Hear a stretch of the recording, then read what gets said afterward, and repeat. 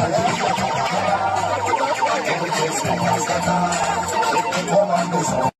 be Tinubu get Nigeria. No be we get Nigeria. No be Shatima get Nigeria.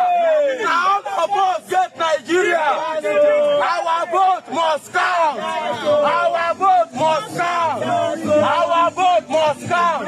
We are tired of selection. Give us election. We are tired of selection. Give us election. We are tired of selection. We want election. We are tired of selection. We want election. You must come out and pass the electoral reform. Exactly. No. As we dey talk now, make officers no contact because this Nigeria so now Nigeria. Yes, this National Assembly where we come from. And Fabio will come out. What do we want? Our vote must. Our vote must. Our vote must. Ori burúkú Fabio, pass the bill. Fabio, pass the bill. Fabio, pass the bill. Fabio, pass the bill.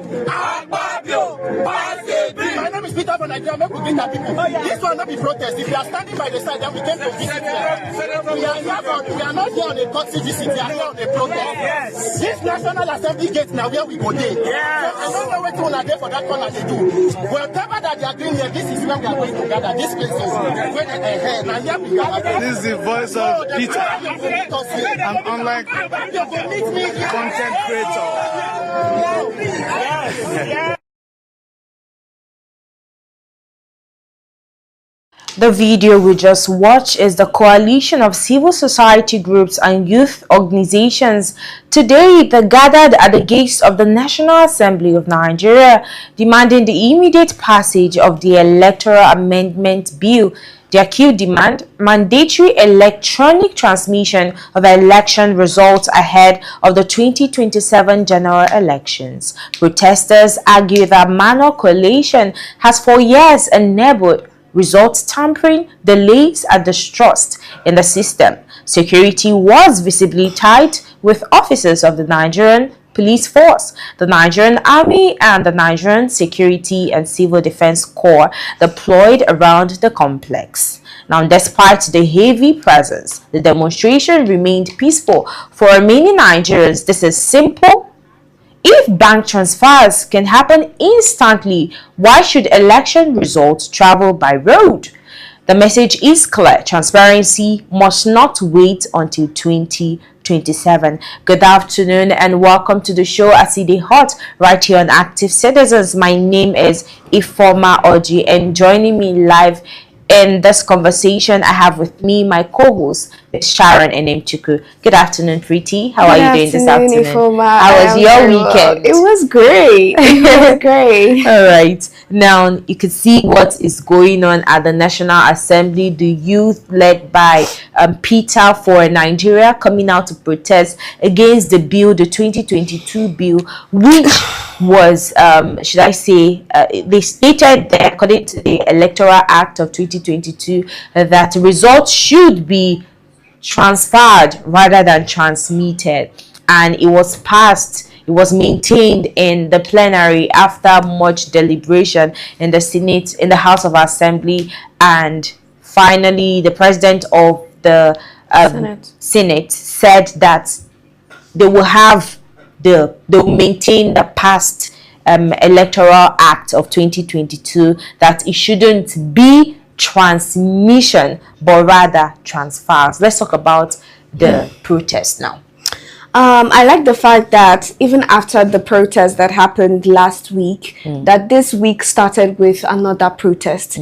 I like that it's coming back to back to back, and that should be the stance, that should be the energy that we're giving to these people. Exactly. And I must applaud every single Nigerian out there who came out to air their opinion and to express their self as to their standing as to this particular order not to follow the Electoral Act reform outcome of 2022, and especially on the electronic transmission of transfer. So just to clarify again, what the Senate wants to do is not that they're saying there won't be electronic transfer, it's just the transmission, the mandatory immediate transmission of those results in real time is what they are opposing, and is what they're not agreeing to. So I like that Nigerians are standing on business. It is Monday, we're seeing fresh protests, and I think personally for some time I have never seen Nigerians disagree so loudly about one of the laws that have been passed in recent times. So I'm very, very happy, and I'm really hopeful about this, and I'm just hoping that more people can lend their voices. People, prominent personalities, prominent individuals, politicians, that they can lend their voices to this cry, because it's just being, I didn't know that we still have it in us to come out, stand in unity, in solidarity, to say no to things like this. And I don't want it to be discouraged or caught in the bud. So let us encourage them more. I think I can agree with you, because I keep on saying that why is it that our dissatisfaction always ends in the comment section? That I'm looking forward to seeing Nigerians en masse to come out and really express themselves, express the dissatisfaction they have with the government, not ending their campaign or whatever their grievances in the comment section. We need to come out en masse, and this is what we are seeing now. Like you said, that after the last protest they had last week, that more people still came out again to protest. That is to tell you that this time around for 2027, Nigerians are on business. They are standing on business, and which is the Senate House, the National Assembly should change the formal bill, the 2022 bill, which is transfer of election votes to transmission of election votes. And I remember when during that process in 2022, I think that should be 2023, the Supreme Court noted that that bill of 2022 should be amended. And it's really funny how we overrule the Supreme Court order and we go ahead to maybe implement the same 2022 bill that was said to be maybe like vague or picked. And still talking on this particular bill now, I remember as at 2022 to 2023 there was a certain justice of the Federation, that should be Justice Ahmed Yaji. He stated that kind of how should I say it? He said that that particular bill of 2022 should be amended. He pleaded that it should be amended, that if it is not amended, it's more than an opportunity, it's more like an opportunity to create or rig election even before election is being done in state. And I think that was quite apt. But this is 2026 and we are seeing the Senate House doing the opposite. Now, still talking about this topic now, Sharon, do you think that it's not even do you think that if we can run transactions even in villages, perfectly smoothly without any hitches or glitches from network, why is it that this election we always have results, we always hear from our INEC officers that there are lots of glitches? Why is it that it's not, should I say, transparent to a very large extent, or the network doesn't move smoothly? INEC have 4 years to prepare before another election, and one would think that after you've done a particular election, you take stock of what went wrong. You look at where you could, there could be room for improvement, what happened, and all of that. That is really just all part of event planning. That's just basic event planning. Now, this is an event that would determine the future of an entire country, and INEC day in, day out, year in, year out, seem to be taking it lightly. They seem to take the matter lightly. And let me explain. You have 4 years to prepare for another election. You had some glitches in the first one you did, or you've been having glitches, and after those glitches, there is never any improvement as to how to curtail this. Look, if you look at Nigeria's election, we always have the same issue. It's not like we're having different issues. Maybe something else is arising, something else is coming up. It's always the same issue. And then this would tell you that it is not a matter of them not having enough time. They have more than enough time to plan. They even have the funds to plan, because the budgeting that goes, the amount that goes into budgeting for this election is huge, right? They have the finance, they have the time. What they lack is the will. They just don't want to. The stance of INEC, I would always say, has already been infiltrated by the executive. The executive has already taken, in fact, the executive is INEC. They've already taken control of what INEC does, the things that they do, the acts, every single thing INEC right now is the executive. And that is why we would keep having stories like this or issues like this arising day in, day out, because they don't want to fix it. They just don't want to. You can't tell me that maybe it took them unawares or they don't have the financing. But when we want to talk about taxing, or we want to talk about something else, we'll see them heavily ask for help from another country. We see France in the picture trying to exchange technological know-how and how they can come in. It's just that it doesn't matter to them, which is ironic. This should be the number one thing that matters to the Nigerian government, but it doesn't, and that's why they are treating it anyhow. Now, I'll still quote what this Abba Yaji said. He said, Ahmed Abba Yaji, let me just correct that. He said that modernity and technology stare us in the face and we cannot turn back the hand of time. He said to go against the use of technology and electronic transmission and transfer of election result is in this high-tech era, is to be an enemy of democracy. And I think that is quite apt.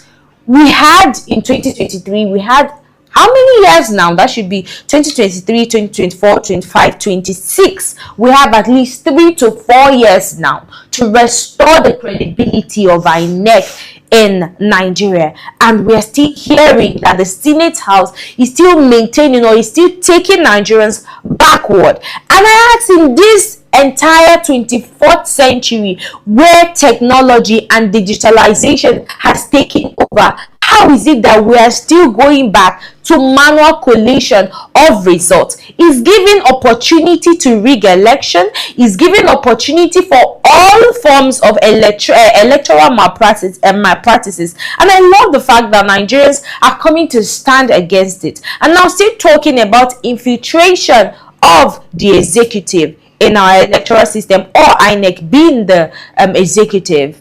Citizens demanding reforms. But while citizens demand reforms, politics, as usual, isn't far behind. Now, Senate President Godswill Akpabio has pushed back against calls to amend the Electoral Act of 2023. And I just want us to really take a look at that video. And when we come back, we'll have a full conversation on the topic.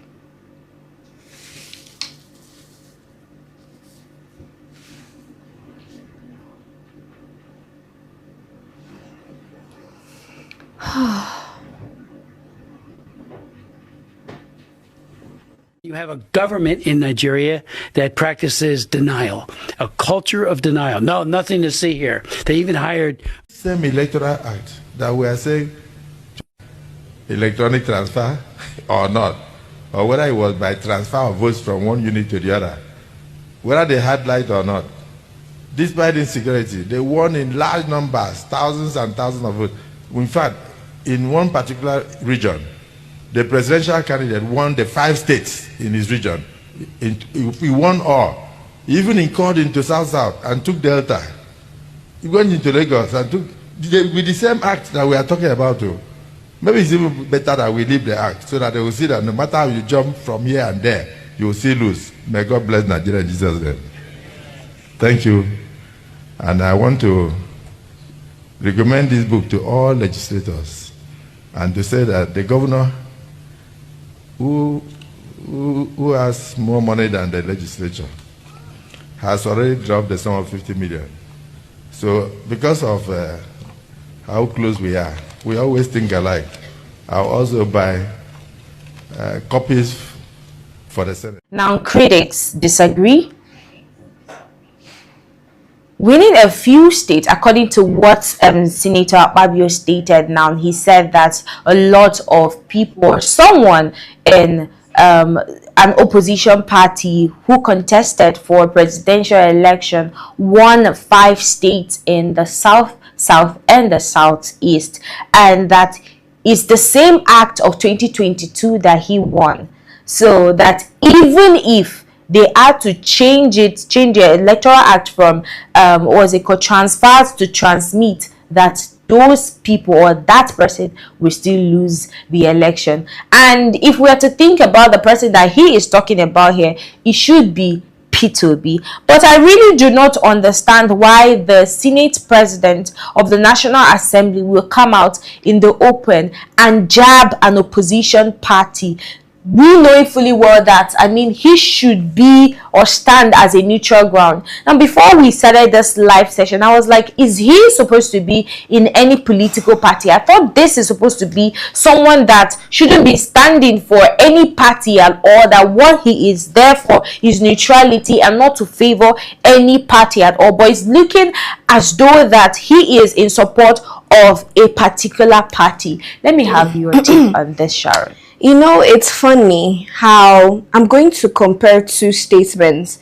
One that I heard, we talked about this morning, and this one from Akpabio. Now, our first lady came out to say that our leaders are not appreciated over here in Nigeria, but they're appreciated outside Nigeria, and that we bully them, we insult them, and all. There's something that she added in her statement. She said, because we have a lot of hatred, and because of the things that we have filled up our minds with, which is being sponsored by political paymasters. Those are the words she literally used.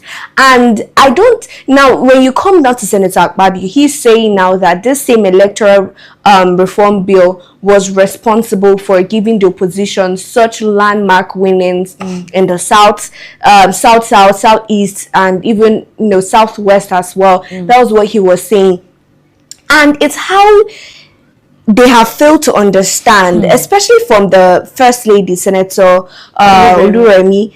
It is not about what we are being fed with by some political masterminds. We are not kids. We are adults. We live here. We are not hearing these stories from outside Nigeria. We experience Nigeria daily. We've had stories of loved ones and friends. So when politicians are being insulted, they're being insulted because they neglect the people they are supposed to lead. They're being insulted because they extort people. They're being exalted because they loot funds, and it's so obvious. And you know the crazy thing about Nigeria corrupt politicians is they don't try to hide it anymore. It's so obvious. You see a Range Rover here, they've not yet paid some workers there. You see a Lamborghini there, people are protesting the same moment, the same time. All of these things are clashing, right? That's one. Now, Senator Akpabio, I don't know where this would come from. I don't know if this is as a result of power or just being out of touch with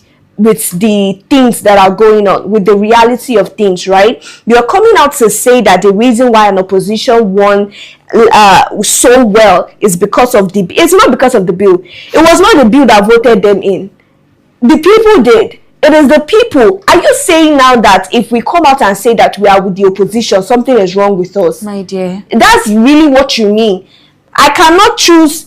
So because I don't choose what you choose, or I don't believe in who you believe in, something is wrong with me. How does that make sense? Where does democracy now come in? And that is why I would say it again, that these 2 statements, one from First Lady and the second from Senator Akpabio, is very disturbing, mentally even. Exactly. If this is what they really think, then we are in a deep soup. If they think that anybody who doesn't, and you know, whenever they come out to praise the present administration, we always wonder what they're saying. This is it. Maybe they're having multi-personality disorder. I don't know what it is, but it is always very confusing. And I used to ask, is it the same Nigeria? Is it the same country we're living in? Because it seems to be a divide with the politicians and the people. Exactly. This is a clear example. And yes, I don't think the Senate president is supposed to come out as on using that office as Senate president to come out and shade the opposition. For crying out loud, you're not a party chairman. Right. This is not a party meeting. You're in front of the freaking Senate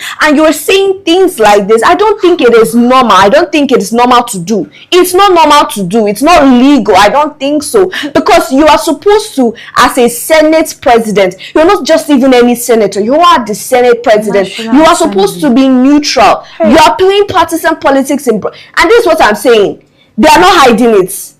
You can see that they're not hiding it. Can't do anything. That's what they think. Can't do that's anything. What they think, and that's what they want people to believe, that they can't. If we can't do anything, why have they been working tirelessly to pass a narrative? Exactly. If really we are powerless, they are doing as though it's not President Tinubu that is incumbent, as if they're trying to campaign again. They've never been.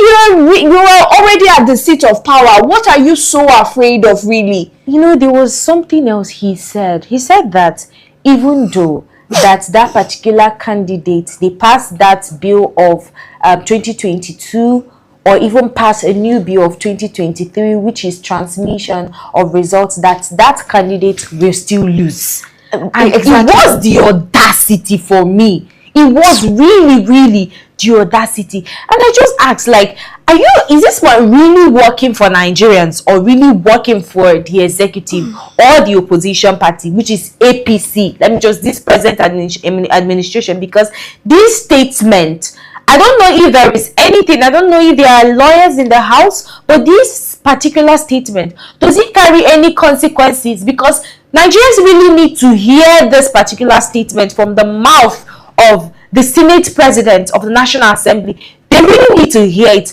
It's the audacity, the temerity that he will come out to say such a thing about a certain political candidate who contested for 2023 election. Now, what Nigerians are asking is, if technology is advancing, let us advance, improve our technological system. If there is glitches, because I saw one of the tweet of his, or rather his pronouncement, saying that it's because there are glitches in some areas, that is why they are choosing the manual collation of results. And we've had other countries, we've had Ghana conduct elections and it went successfully. Why is it that there was nothing like glitches in those areas? Why is it that we cannot prefer alternatives to maybe glitches? Why don't we have backups for all these glitches in some areas? If that should be maybe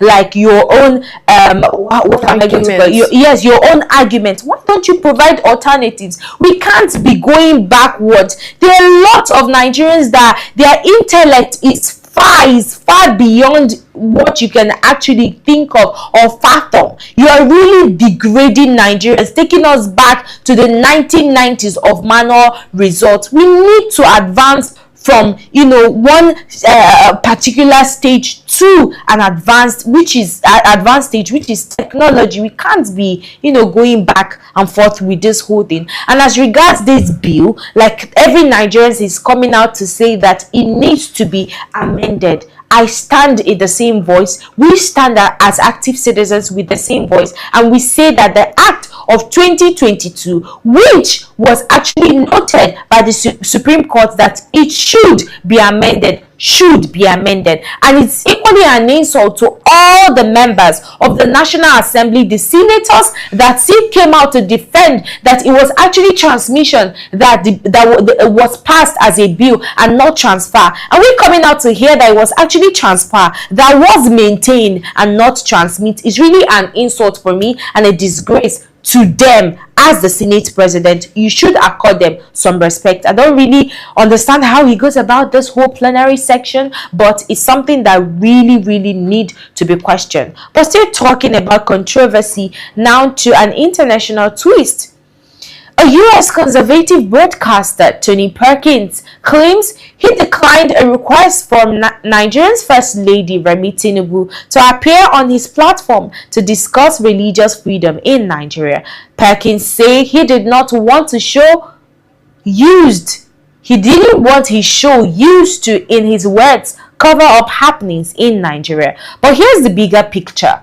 World leaders routinely grant foreign interviews as part of diplomacy, so this may be less scandal and more editorial choice. Still, it highlights a growing reality. Nigeria's image abroad is under scrutiny, from insecurity to human rights to religious tensions, and perception, rightly or wrongly, shapes international reputation. Let's take a look at the video and we'll be back pretty soon. You have a government in Nigeria that practices denial, a culture of denial. No, nothing to see here. They even hired DCI, a big firm here in DC. The First Lady was here. She was here this week, and in fact, they wanted to come on the program to talk about religious freedom. And I said, I'm not going to give them. I'll meet with them. I'm happy to meet with anybody. Same here. But I'm not going to give them a platform to cover up what they're doing in Nigeria. And that's just what it is, a mess.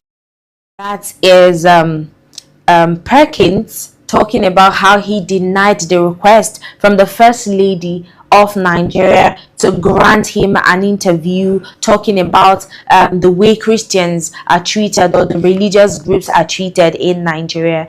And we remember earlier today, that should be in the morning show, when we talked about the First Lady saying that Nigerians leaders are being respected abroad, but we are not respected. They are not respected at home.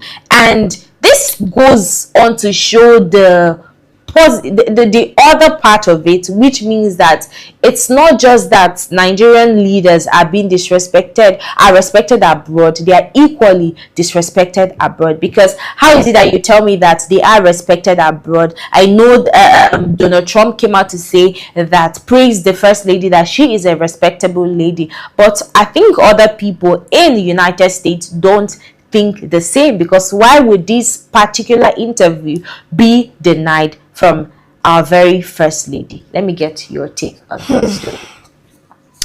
It's not news that the Nigerian government, of which the First Lady is obviously a part of, have constantly denied Christian genocide in Nigeria.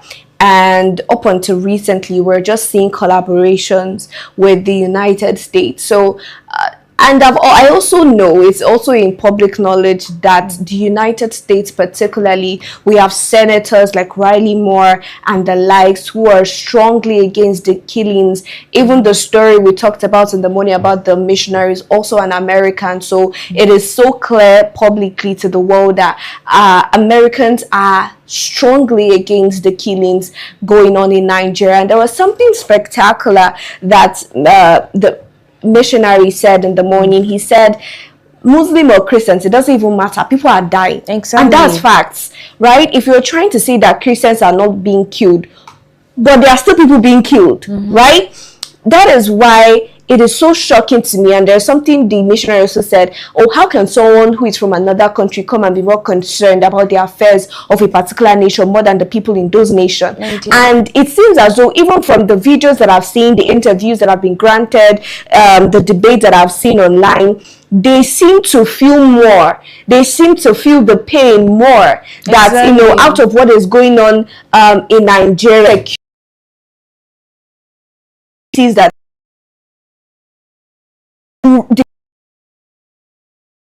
them would say when they grant these interviews, it is understandable that they wouldn't want to even grant them a platform in the first place, because let's remember that's America, not Nigeria, and they are not laud like they are over here in Nigeria. So nobody really cares about what you think or who you are or the position that you hold. What they know is what they know, right? The facts are out there, the numbers are there. They have sent people down here who have given them reports. So these things are, they are not cock and bull stories. Nobody is you know, putting all of these things together, and it would be the joke of the century to lie about the the death of human lives. To gain what? What exactly do Nigerians stand to gain if we come out and say that we are being killed when we're not being killed? I'm telling you. What type of help is that going to get us? What type of publicity is that going to get us? It's not helping us in any way. So I think it's another level of insensitivity that the government, the Nigerian government, will come out and say, oh, the numbers are exaggerated. Why exactly would we want to exaggerate the numbers?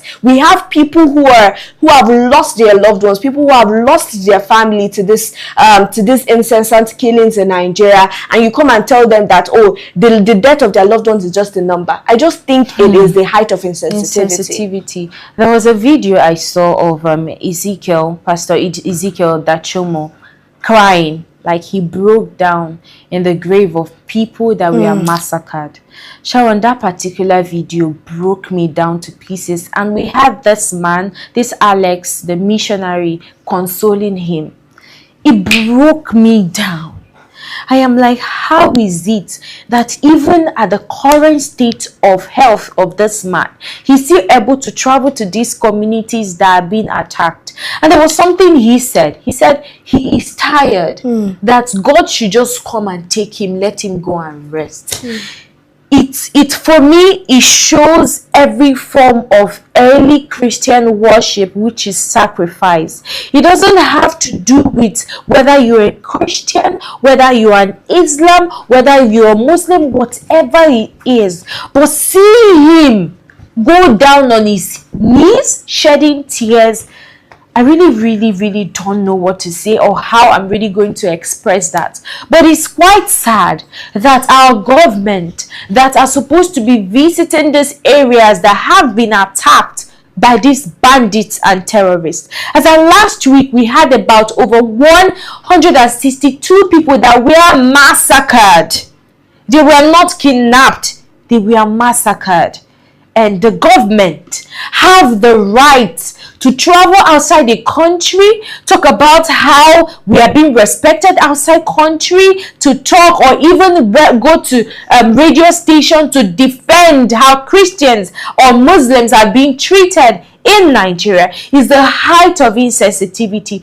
If the home is standard, if the home is united, are we supposed to be going outside to go and defend or state the fact that our home is divided, is united? We're not supposed to be doing that. If it is truly united, the international community, even the missionary that was sent to Nigeria, would definitely see how peaceful the communities are. But it's time for us to move away from that and change our trajectory for the better. You talked about investment in the morning. If I were to be an international body or someone that is hoping to invest in a country, I wouldn't even consider Nigeria as my first priority. I would consider other countries, because hearing, seeing everything that is going on in Nigeria, really, I would be really be a stupid person to come and invest in Nigeria. So instead of we paying billions